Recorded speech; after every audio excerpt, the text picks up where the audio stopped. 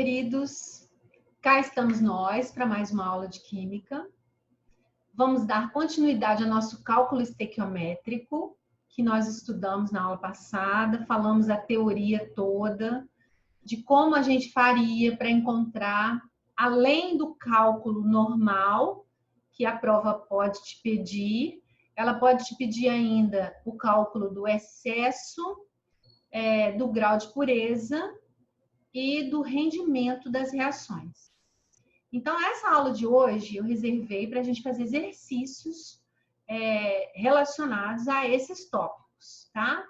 Caso vocês tenham alguma dúvida, eu peço que vocês me encaminhem. Nós vamos fazer uma live para tirar todas essas dúvidas que vocês têm, tá? Como a gente só tem uma aula por semana também, a matéria fica mais difícil de desenvolver muito rápido, porque eu preciso dar teoria num dia e dar atividades no outro, tá? Para a gente poder fixar o conteúdo. Então, vamos lá para as nossas atividades de hoje. Olha só. Preparei para a gente aqui alguns exercícios para a gente quebrar a cabeça. Ó.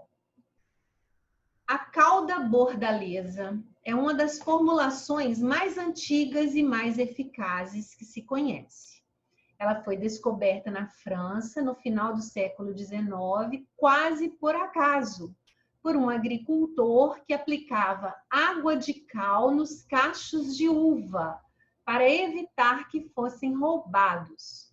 A cal promovia uma mudança na aparência e no sabor das uvas. O agricultor logo percebeu que as plantas assim tratadas estavam livres de antracnose. Estudando-se o caso, descobriu-se que o efeito estava associado ao fato de a água de cal ter sido preparada em tachos de cobre. Atualmente, para preparar a calda bordaleza, coloca-se o sulfato de cobre em um pano de algodão que é mergulhado em um vasilhame plástico com água morna. Paralelamente, coloca-se cal em um balde e adiciona-se água aos poucos.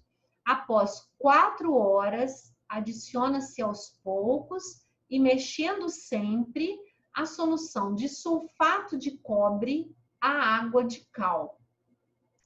Ele deu aqui, gente, olha, os mols do sulfato de cobre, cobre 2 pentaidratado, e do hidróxido de cálcio. Então, pelo que nós podemos perceber, e ele vai falar aqui também, ó, na preparação da calda bordaleza, são usados 100 gramas de sulfato de cobre 2 pentaidratado e 100 gramas de hidróxido de cálcio, que é a famosa cal extinta. Para uma reação estequiométrica entre os íons cobre e hidroxila, há um excesso de aproximadamente. Então, a primeira coisa a se fazer é a reação, não tenham dúvida.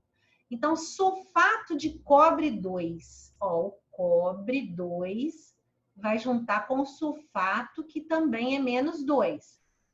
Pentaidratado, quer dizer que tem 5 moléculas de água junto com ele. Vai reagir com o hidróxido de cálcio. O hidróxido é uma base, então é o CaOH2. Presta atenção. Como que a gente vai achar isso aqui? O que nós vamos fazer? Ó, nós vamos separar positivo, ó, positivo, negativo. Positivo, negativo. Então, ó, o positivo junta com o negativo. Vai formar CuOH2, mais o positivo junta com o negativo, CaSO4, e as 5 moléculas de água se separam, mais 5H2O, certo? Para que a gente precisa fazer essa reação? Porque você precisa saber a estequiometria de mol para mol. Olha, quanto de cada um que reage? Então, pela reação, eu estou vendo que 1 mol do sulfato de cobre reage com 1 mol do hidróxido de cálcio. E ele me falou que 1 mol desse daqui corresponde a 250 gramas. Então, eu estou sabendo que 250 gramas desse reagem com 74 gramas desse, que é 1 mol e 1 mol. Ele me falou que colocou 100 gramas de cada um. Então, tem um deles que está sobrando, concorda? Então, se eu colocar 100 gramas do sulfato de cobre, ele vai reagir com quanto do hidróxido de cálcio? Vamos ver se é ele que está em excesso, ó. Na hora da gente fazer essa conta aqui, ó, nós vamos fazer 74 vezes 100, vai dar 7.400, dividido por 250. Cortei o zero. Vamos ver o que vai dar isso aqui, ó. 740 dividido por 25. Vai dar 29,6 gramas. O que eu acabei de descobrir, gente? Olha só. Que esses 100 gramas do sulfato de cobre que ele colocou só reagem com 29,6 gramas do hidróxido de cálcio. Mas ele não tinha colocado também 100 gramas do hidróxido? Então, ó, 100 gramas que ele colocou, menos 29,6 que reagiram, vai sobrar para 10, 4, menos 1, 9, menos 9, nada. 9 menos 2, 7. 70,4 gramas de excesso. Só que você está vendo que a minha resposta aqui, ela está em mol? Ela está em mol, não é? Então, o excesso é do CaOH2. O mol do CaOH2 são 74 gramas. Então, 74 gramas corresponde a 1 mol dele. 70,4 gramas vai corresponder a quantos mols dele? É isso que eu preciso saber primeiro. Então, vou calcular aqui, ó, 70,4 dividido por 74. Vão ser 0,95 mols. Esse 0,95 mol é o excesso. Só que o CaOH2, você viu que ele colocou, não falou 0,95 mol de CaOH2, ele falou só de hidroxila. Quando ele quebra, ele não vira Ca2+ e 2OH-. Então, olha só, se eu tenho 0,95 desse aqui, eu tenho 0,95 desse, porque é o 1 aqui na frente, ó. E esse aqui que eu tenho 2, eu vou ter 2 vezes 0,95, que vai dar 1,9 mols. Então, o excesso, gente, vai ser 1,9 mols de hidroxila, que é o OH-. Então, por isso que a gente vai marcar a letra A. Então, olha, é um exercício difícil esse.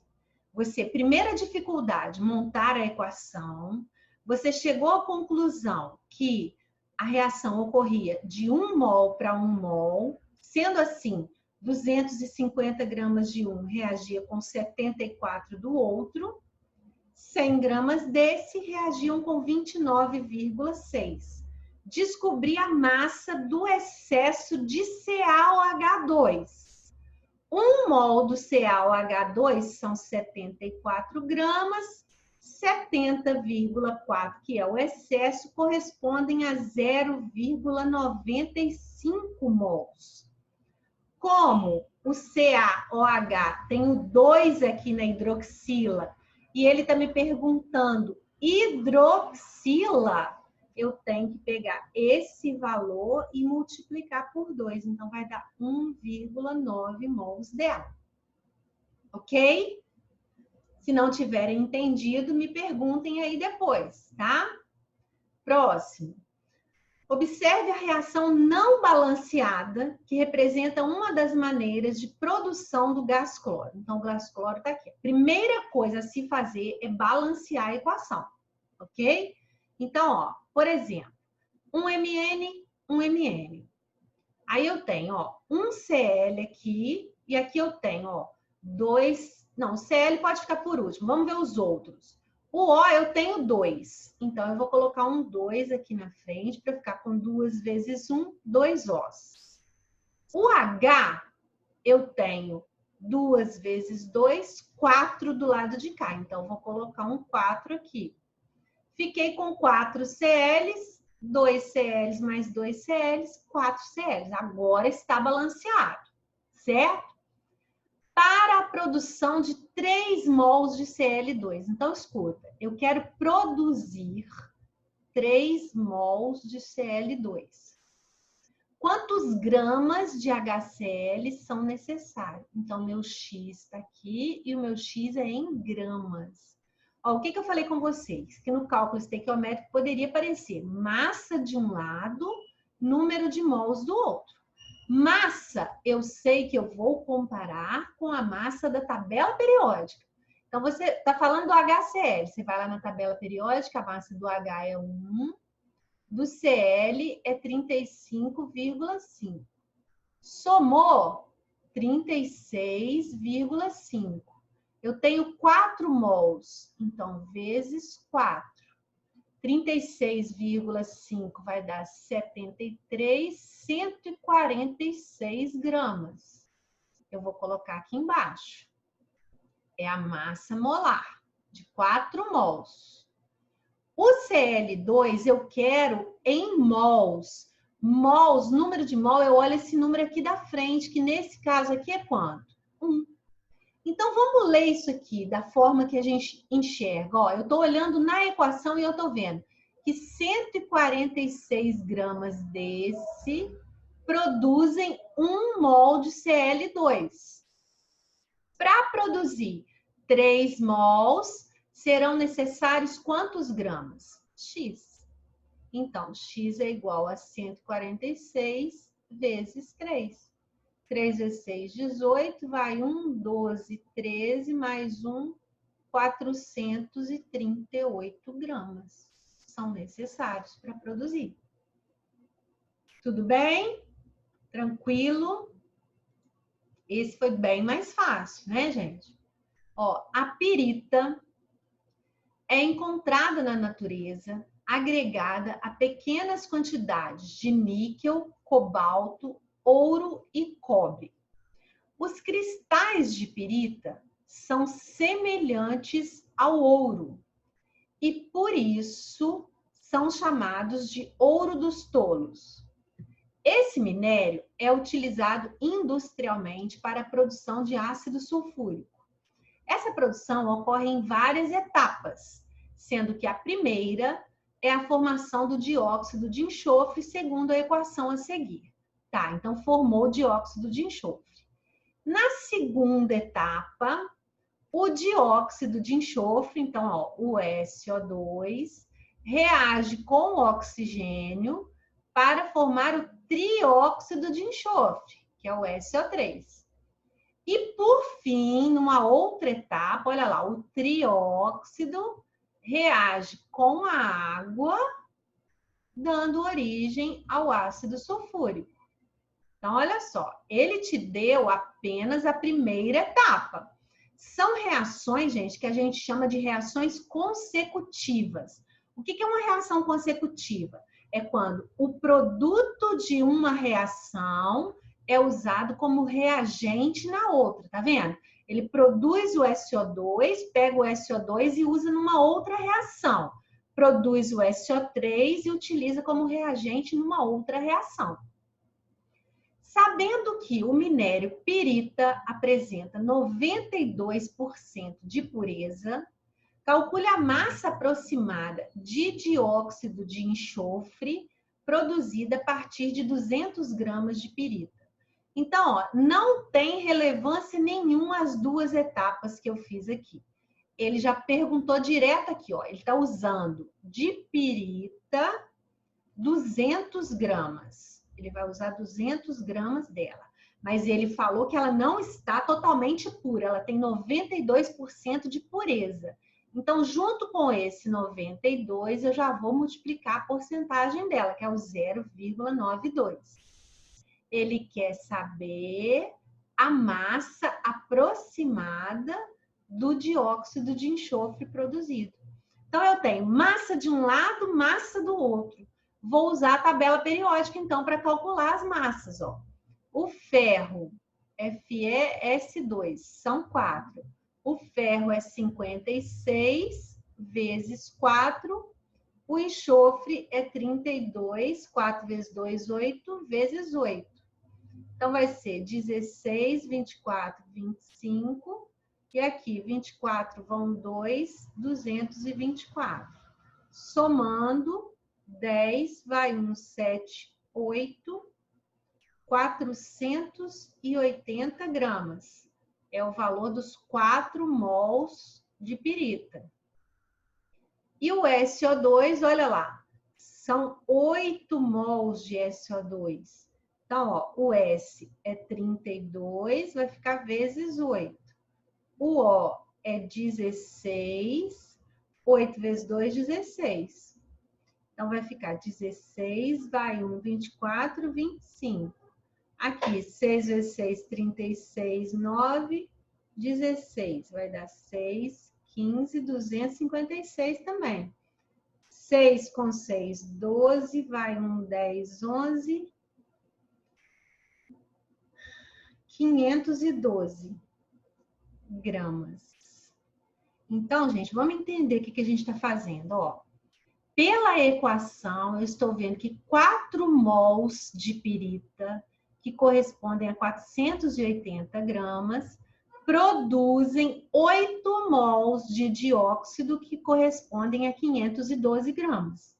Quando eu usar 200 gramas de pirita com 92% de pureza, qual a massa de dióxido que vai ser produzida? Então, X é igual a 200 vezes 0,92 vezes 512 dividido por 480. Vamos ver quanto que vai dar isso tudo? 200, 0,92 vezes 512 dividido por 480. Vai dar 196,3. Desculpa, apertei o botãozinho aqui sem querer. 196,3 gramas.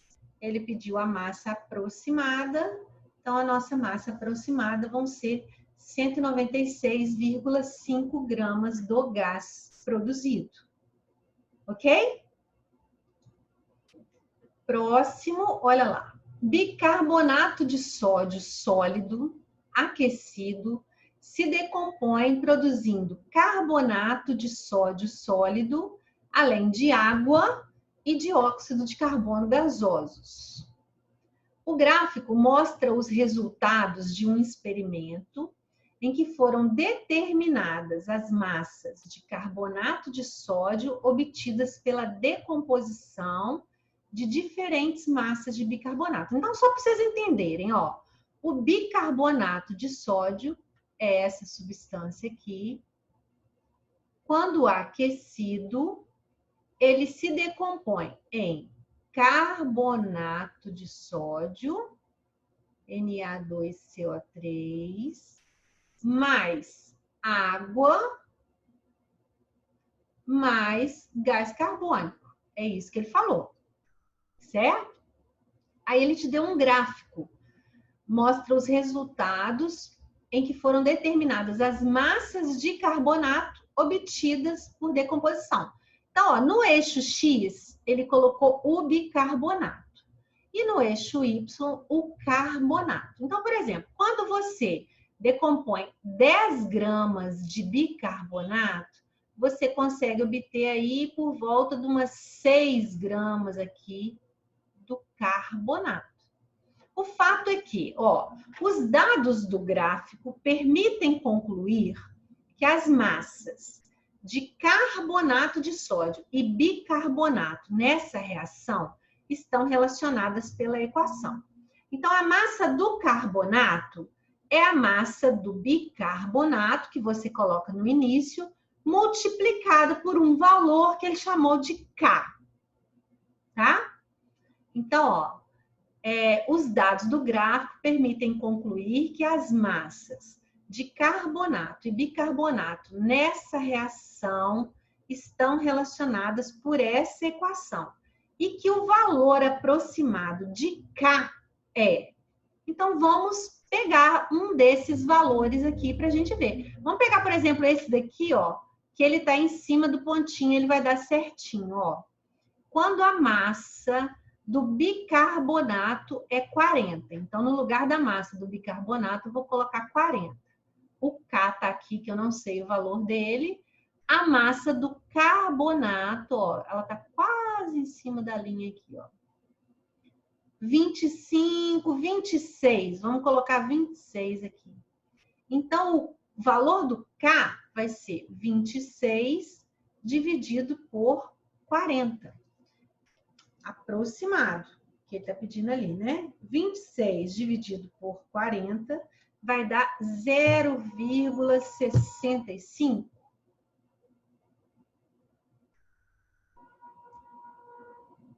Se você tiver dúvida, você vai num outro valor. Vamos buscar um outro valor aqui para a gente poder saber, ó. Ó, o bicarbonato, nesse caso aqui, ele está valendo 60. Quando a massa dele for 60, a massa do carbonato vai ser 39, mais ou menos.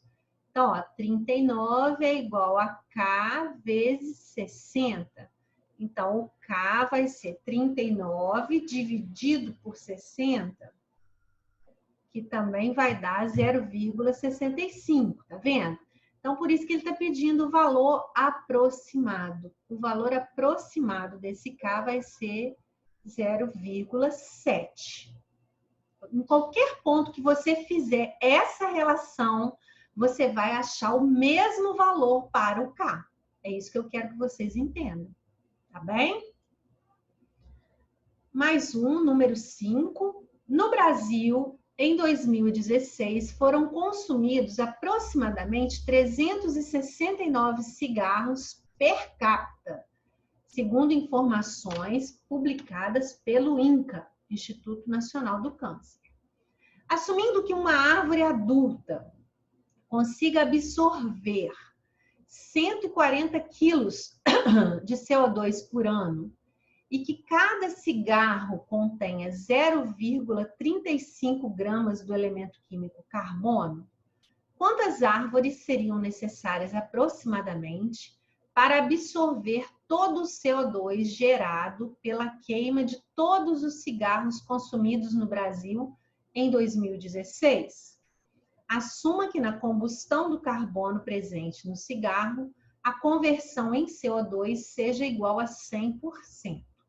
Então, ele te fala que a população brasileira é igual a 207 milhões de habitantes. Beleza. Então, ele está consumindo 369 cigarros por cabeça. Então, ó, 207 vezes 10 milhão é a cesta, né, gente? 1000 é 10 ao cubo, milhão é 10 à cesta. Vezes 369 cigarros por pessoa. Então, ó, 207 vezes 369 vão ser 76.383 vezes 10 à sexta cigarros consumidos. Certo? Ele está falando que cada cigarro contém 0,35 gramas de carbono. Então, vou fazer isso aqui vezes 0,35. Vezes 0,35. Vai dar 26.734 vezes 10 à sexta gramas de carbono, ok? Só que esse carbono ele está sendo queimado. A gente sabe que o carbono ele é queimado por essa reação, certo? Toda queima envolve oxigênio. Então, carbono, oxigênio, formou gás carbônico. Eu tenho essa massa de carbono, ó, 26.734 vezes 10 a sexta gramas. Qual a massa de CO2 produzida quando eu queimar todo esse carbono? Então, eu tenho massa de um lado, massa do outro. Vou olhar as massas da tabela periódica. Ó, o carbono é 12. O CO2 vai ser 12 do carbono com 16 vezes 2, 32. Somando tudo vai dar 44 gramas.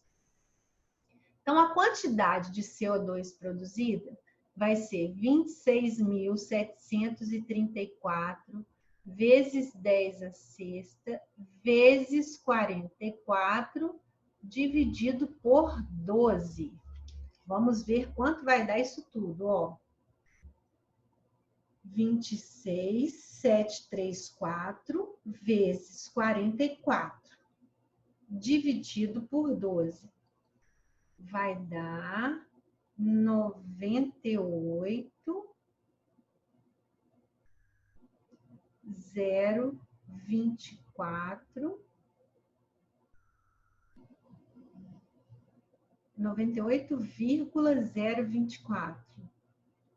26.000 dividido por 12 dá 2.000 vezes... É 98.000 mesmo.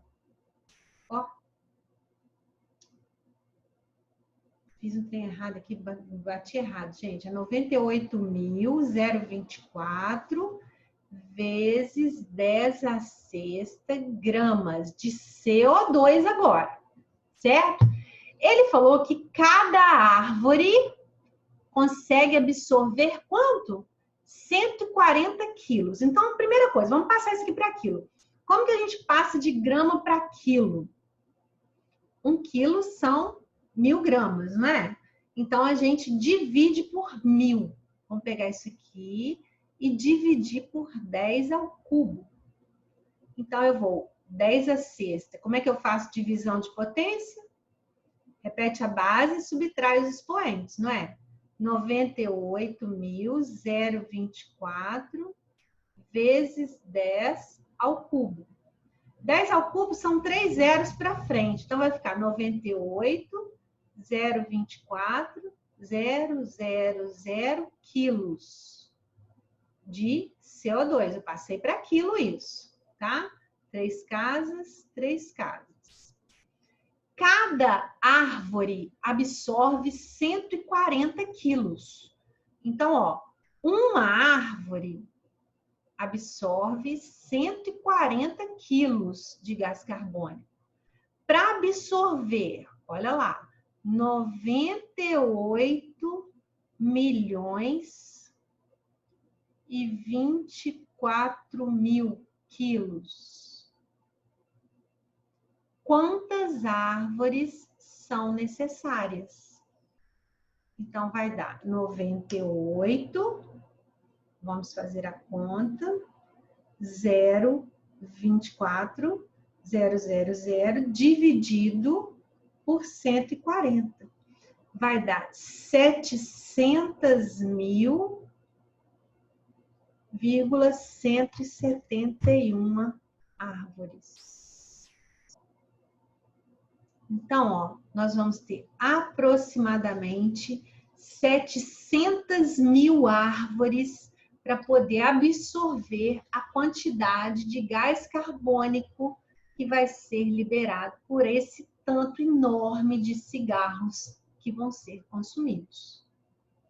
Ok? Então, ó, era um exercício mais de raciocínio, né? Foi pouca química que a gente usou, muita matemática. Muita associação. O próximo, ó, a hemoglobina é uma proteína de elevada massa molar, responsável pelo transporte de oxigênio na corrente sanguínea. Esse transporte pode ser representado pela equação química abaixo, em que HB corresponde à hemoglobina. Beleza. Em um experimento, constatou-se que 1 grama de hemoglobina é capaz de transportar 2,24 vezes 10 a menos 4 litros de oxigênio molecular com comportamento ideal na CMTP. A massa molar em grama por mol da hemoglobina utilizada no experimento é igual a... Então, primeira coisa, falou volume na CNTP, você lembrou de 22,4 litros. Então, ó, ele está te falando que 1 grama de hemoglobina está associado ao transporte de 2,24 vezes 10 a menos 4 litros. Você quer saber o mol? O mol de qualquer gás está associado a 22,4 litros. Então, aqui embaixo desse, você vai colocar 22,4 litros e você vai descobrir a massa da hemoglobina. Então, X é igual a 22,4 dividido por 2,24 vezes 10 a menos 4. Então, ó, 22,4 dividido por 2,24, deu 10. Esse aqui deu 10, beleza. 10, vamos subir o 10 a menos 4. Como que eu subo ele? Mudo o sinal do expoente, tá? Vai ficar mais 4. 10 com 10 a 4 vai dar 10 a quinta, que é a mesma coisa que 1 vezes 10 a quinta. Então, eu acabei de descobrir o valor da massa molar da hemoglobina. 1 vezes 10 a quinta. Ficaram faltando, meus amores, 2 exercícios que são os finais aqui, que não vai dar tempo de eu fazer com vocês.